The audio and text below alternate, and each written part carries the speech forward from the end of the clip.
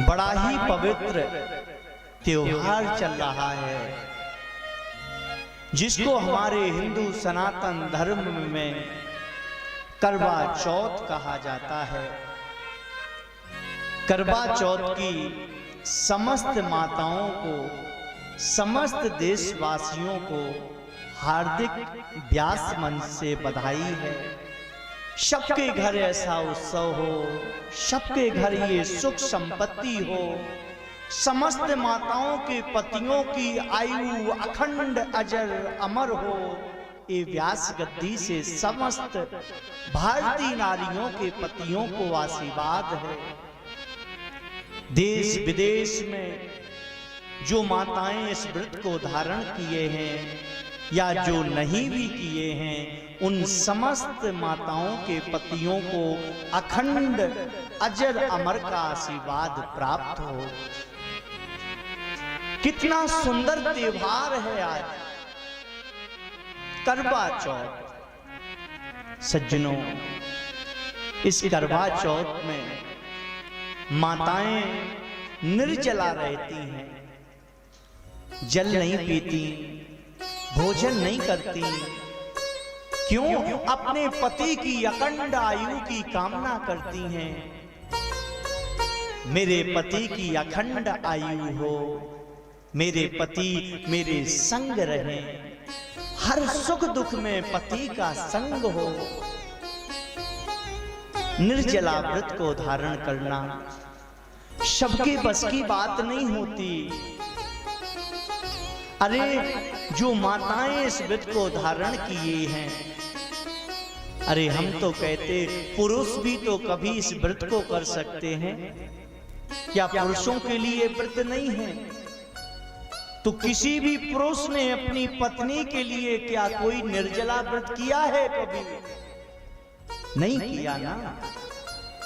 हाँ, अरे तुम भी तो एक साल में अपनी पत्नी के लिए व्रत कर सकते हो, लेकिन पुरुष नहीं करते। कोई कह दे पुरुषों से कि अपनी पत्नी के लिए आपको 3 घंटे भोजन नहीं करना, तो आंखें लाल हो जाती हैं, गुस्सा भर आती है।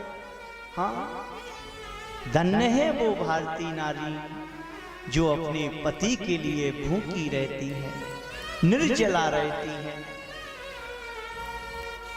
पतियों को भी चाहिए कि अपनी पत्नियों का सम्मान करें, उनको देवी मान के। आज का दिन इतना सुंदर है, इतना आनंदमय है। और मैं तो ये कहता हूं कि आज पत्नियां अपने पति की पूजा करती हैं, आरती उतारती हैं, तिलक चंदन लगाती हैं। बड़ा प्रेम पत्नियों में पतियों बीच उमड़ता है। और मैं तो भगवान श्री बांके बिहारी से प्रार्थना करता हूं कि हर पति पत्नी के जीवन में ऐसा ही अखंड प्रेम बना रहे, जैसा आज प्रेम है। इसी तरह पूरे जीवन पति पत्नी का प्रेम आनंद पूर्वक बना रहे। सज्जनों, ये पति पत्नी का संबंध जो है बड़ा ही प्यारा है। गृहिणी गृह मोचते,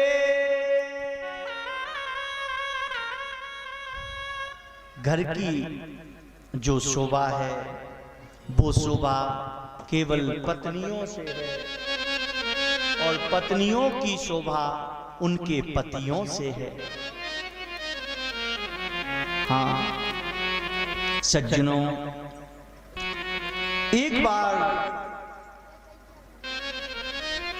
भगवान श्री एक पत्नी विवाह करके नई नई अपने घर में पहुंची। जोर से बोलो, राधे राधे। ऐसे बोलोगे तो नहीं सुनाएंगे, जोर से बोलो। एक कंजूसों, और जोर से बोलो। एक बहू का विवाह हुआ, ध्यान से सुनना। विवाह होके आई तो एक नेंग होता है, सबसे पहला नेंग मुंह दिखाई, जिसको अपनी बुंदेलखंड में कहते हैं मोचायनो, कहते ना मुंह दिखाई। अड़ोसी पड़ोसी रिश्तेदार सब लोग मुंह देखने आते हैं बहू का। वो गोल गोल उसमें मुंह दिखता है। हाँ सज्जनों, बहू का मुंह देखा, पड़ोसी माताएं सब कहती हैं कितनी चंदासी बहू है, चंदासी बहू आई है। चंदा जानते ना आप? शीतल। चंदा कैसा होता है? शीतल। रात हो जाती ना, चंदा आ जाता है। वो चंदा आते ही शीतलता आ जाती है, ठंडक, शीतल। तो जब बहू विवाह होके आती है, मोचायने का नेंग होता है, तो सब लोग कहते हैं बड़ी सुशील बहू है, बड़ी चंदासी बहू है। हाँ, वो चंदासी क्यों ना हो, विवाह होके आवे तो 7 दिन तो रोटी खाती नहीं, 1-2 रोटी खा लेगी। मैंने तो यहां तक देखा, वो हाथ लगाने मंदिर पर जाते हैं ना, तो बहू को 2 लोग पकड़ के चलते हैं, जैसे बीमार हो। हाँ, उसका बैग एक बगल की लेके चलती है, जैसे पूरी संपत्ति इसी में हो।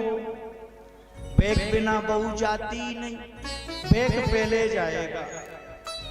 हमारे माननीय श्री प्रधानमंत्री जी जब कहीं जाते हैं तो जो खड़े रहते हैं उनके संग में, तो बैग लेके चलते हैं। ऐसे हमारी हाथ लगने जब निकलती हैं तो बैग लेके चलती हैं। 2 लोग पकड़ के चलते जैसे महीनों से बुखार आ गया हो। हाँ हे भैया, सही बात है, बहू चंदासी आई है ना, शीतल। बोलना तो जानती ही नहीं, किसी से बोलती ही नहीं, चंदमासी बहू है। और जब 2-3 साल निकल जाते हैं तो पहले वो बहू थी चंद्रमुखी, और 3-4 साल निकलने पर वही बहू हो जाती है सूर्यमुखी। सूर्य तेज, धूप सूर्य तेज होता है, तो पहले चंद्रमुखी और इसके बाद वही होती है सूर्यमुखी। फिर उस बहू का झगड़ा देखो।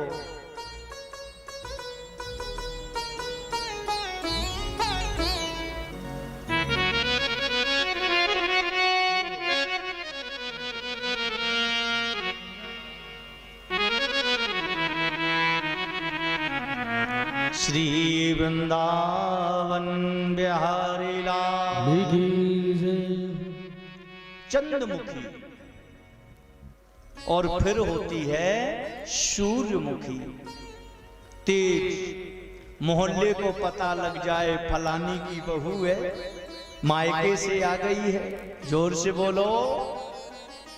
सूर्यमुखी के बाद तीसरी वही बहू बनती है ज्वालामुखी। पहले चंद्रमुखी, फिर सूर्यमुखी। जब उसकी खुद की बहुएं आ जाती हैं तो बन जाती है ज्वालामुखी। बहू को ताने मारना, यही तेरी मां ने सिखायो। हाँ, सूर्यमुखी, चंद्रमुखी, और लास्ट में होती है ज्वालामुखी। हाँ, पति बहुत हंस रहे हैं, कह रहे हैं अच्छा सुनाया गुरुजी ने। भैया, इनके लिए भी वही बात है, जोर से बोलो। बोलोगे तो सुनाएंगे, नहीं तो नहीं। जोर से बोलो। जब पति का विवाह होता है